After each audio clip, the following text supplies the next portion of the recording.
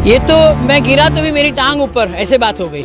रुपया गिर रहा है वो सबको मालूम है, और रुपया गिरता इसलिए है कि डॉलर के हिसाब से रुपया गिरता है। डॉलर बढ़ने से कम होने से रुपया नहीं गिरता। ये अर्थ मंत्री को अगर हमारे देश को मालूम नहीं, इससे बड़ा दुर्भाग्य हमारे देश का नहीं है। अर्थ मंत्री अगर इस तरह की बात करते, हमारे प्रधानमंत्री भी बात करते हैं कि हमारे यहाँ पहले प्लास्टिक सर्जरी होती थी, हाथी का सर बच्चे को लगाएगा। हाथी का सर इंसान को भी नहीं लगा सकते, और ये बच्चे को लगाने की बात कर रहे हैं। हमारे यहाँ पुष्पक विमान होते थे, हेलीकॉप्टर भी थे, क्या क्या क्या क्या बोल रहे हैं। उनको जो मन में आता, जो जी में आया बोल देते हैं, लेकिन वो सच है नहीं, सबको मालूम है। लोग हंसते हैं उनके ऊपर, उसके ऊपर फिर मीम्स निकालते हैं, क्या क्या क्या जोक्स निकलते हैं। उनको नहीं बोलना चाहिए, उनको ये समझना। नमस्कार, मैं आपके साथ औरंगजेब चौधरी। इस वक्त मेरी मौजूदगी है आंध्र प्रदेश में। जिस तरीके से भारत जोड़ो यात्रा लगातार आगे बढ़ रही है, जिस तरीके से हम आपको तस्वीरें दिखा रहे हैं, महिलाएं, बुजुर्ग, सभी तरह के लोग इस यात्रा में आगे बढ़ रहे हैं। मैम, क्या कहेंगी जिस तरीके से यात्रा जो है आगे बढ़ रही है, किस तरह का सहयोग मिल रहा है लोगों को? यात्रा बहुत सुंदर तरीके से आगे बढ़ रही है। लोगों का काफ़ी सहयोग है, काफ़ी मतलब कुछ उसका वर्णन करने के लिए शब्द काफ़ी होंगे। आप तो पूरे वीडियो में दिखा रहे हैं कि क्या कैसे चल रहा है, राहुल जी कैसे किस तरह कर रहे हैं, लोगों से घुल मिल रहे हैं। लेकिन इसका जो परिणाम होगा, इसके लिए हमारे मन में बहुत आशा पैदा हुई है। राहुल जी कुछ ना कुछ करके दिखाएंगे, और आज का जो दौर है, जिस तरह हमारे प्रधानमंत्री बात कर रहे हैं, जिस तरह हमारे अर्थमंत्री बात कर रहे हैं, वो सब देख के और लगता है कि राहुल गांधी जैसे व्यक्ति आके उनको कुछ ना कुछ उनका। कितनी उम्र होगी मैम आपकी? मेरी उम्र 67 है। आपकी उम्र 67 साल है, और आपको क्यों लगा कि भारत जोड़ो यात्रा में, इतनी लंबी यात्रा है, आपको राहुल गांधी के साथ चलना चाहिए? क्योंकि मुझे लगता है राहुल गांधी की जो यात्रा शुरू हो गई पहले से कन्याकुमारी से, तब से मैं देख रही हूँ किस तरह लोगों का रिस्पांस हो रहा है, किस तरह राहुल गांधी लोगों से घुल मिल रहे हैं, किस तरह प्यार दिखा रहे हैं, लोग भी उनको किस तरह प्यार दिखा रहे हैं। वो सब देख के मुझे लगा कि मैं भी जुड़ जाऊँ, थोड़ा अपना भी योगदान उसमें दे दूँ। जिस तरीके से भारतीय जनता पार्टी के जो नेता हैं बयानबाजी कर रहे हैं, जिस तरीके से फाइनेंस मिनिस्टर हैं, उन्होंने बोला है कि जो रुपया है वो गिरा नहीं है, दूसरे देश का जो डॉलर है वो बढ़ रहा है। ये तो मैं गिरा तो भी मेरी टांग ऊपर, ऐसे बात हो गई। रुपया गिर रहा है वो सबको मालूम है, और रुपया गिरता इसलिए है कि डॉलर के हिसाब से रुपया गिरता है। डॉलर बढ़ने से कम होने से रुपया नहीं गिरता।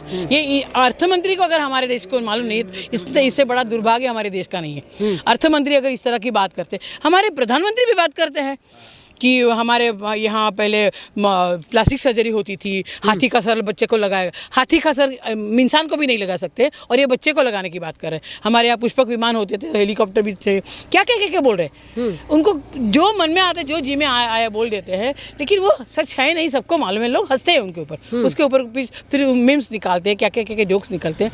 उनको नहीं बोलना चाहिए, उनको ये समझना चाहिए। वो तो पप्पू राहुल गांधी को बताते हैं। बोलने दो ना, कुछ भी बोलने दो। बोलने से आप कुछ भी किसी को बोलने से वो व्यक्ति नहीं बनता, वो व्यक्ति जो है वही रहता है। और राहुल गांधी जिनके बेटे हैं, जिनके बच्चे हैं, सोनिया गांधी और राजीव गांधी, उनको हमने देखा है। जिस तरह कभी कभी मन में थोड़ा सा शक भी आता है कि जिस तरह राहुल गांधी घुल मिल रहे हैं सबसे, राजीव गांधी तो कभी बोल रहे थे उस जमाने में कि शेक हैंड करते करते मेरे हाथों में सूजन आती है। तो राहुल गांधी की क्या तबीयत होती होगी, क्या उनकी हालत होती होगी, मुझे नहीं मालूम, वही जानते हैं। लेकिन मन में एक थोड़ा सा डर रहता है कि उनकी तबीयत तो बिगड़ तो नहीं जाएगी।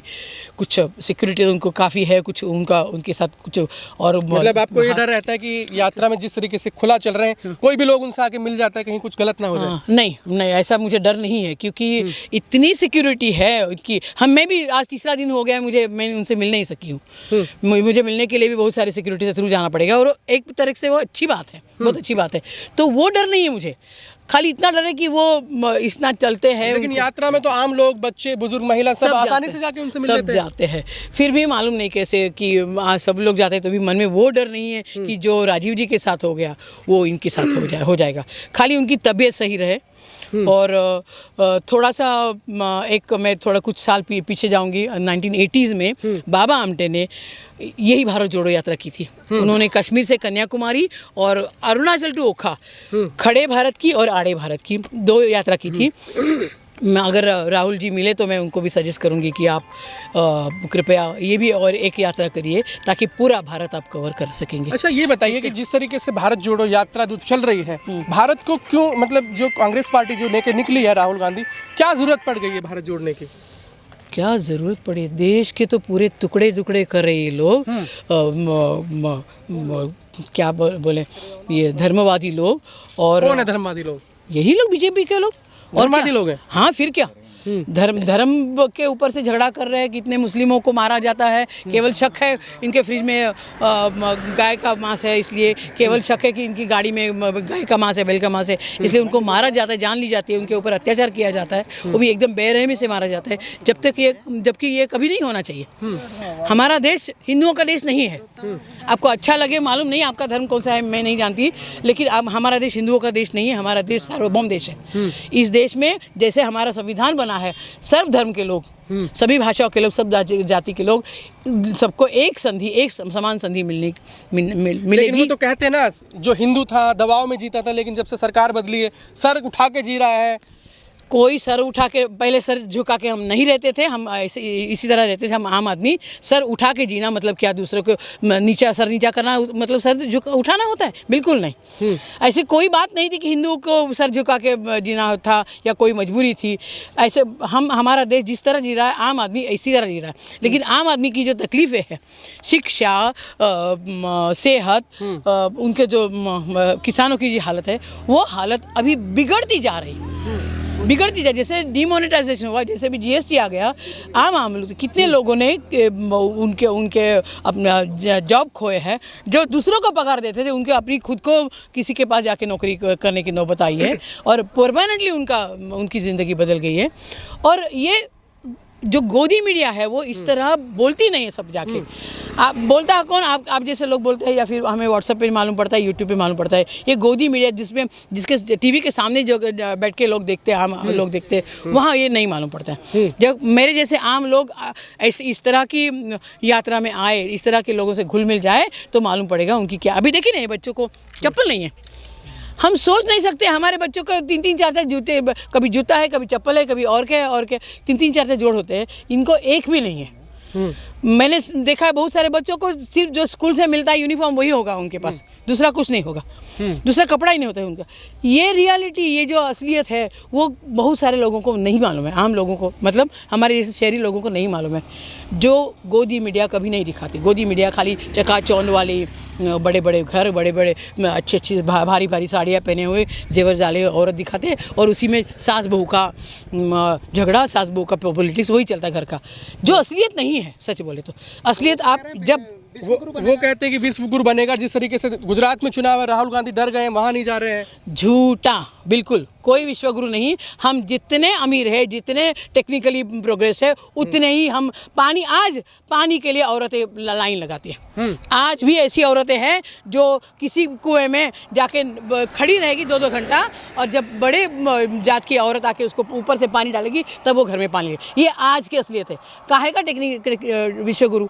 इस तरह गुरु होता है। महात्मा गांधी ने कहा है, जब आप ग्रास रूट लेवल पर जाओगे, आखिरी किसी भी लाइन का आखिरी आदमी जब अपनी ज़िंदगी सम्मान से जिएगा, तभी हमारा देश आगे बढ़ेगा।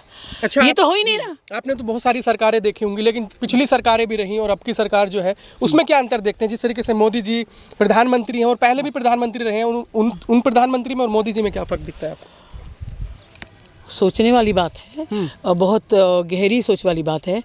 पहले प्रधानमंत्री जो भी थे, मैंने राजीव गांधी को देखा, इंदिरा गांधी को देखा है बचपन में, पीवी नरसिम्हा राव को देखा है, अपने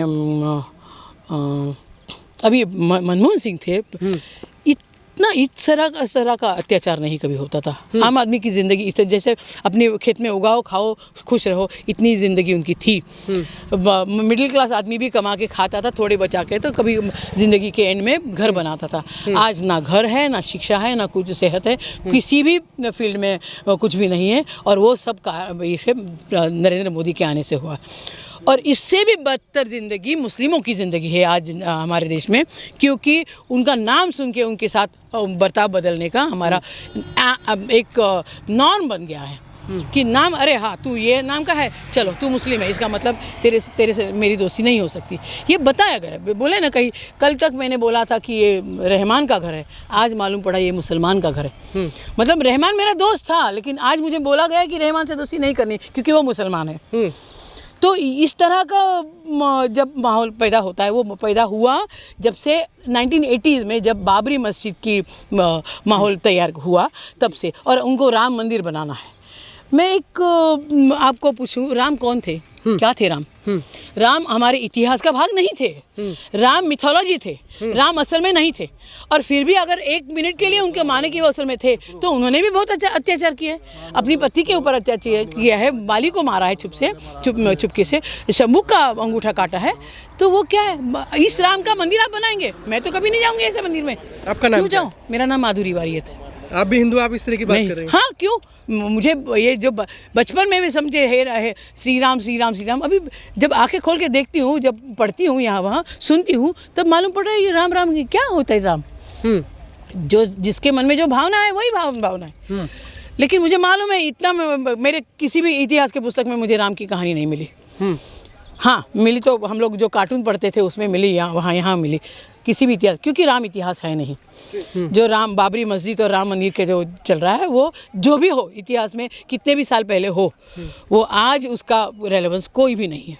और मैंने तो सुना है कि सबसे बड़े राम के भक्त कौन थे मालूम है आपको? तो संत तुलसीदास।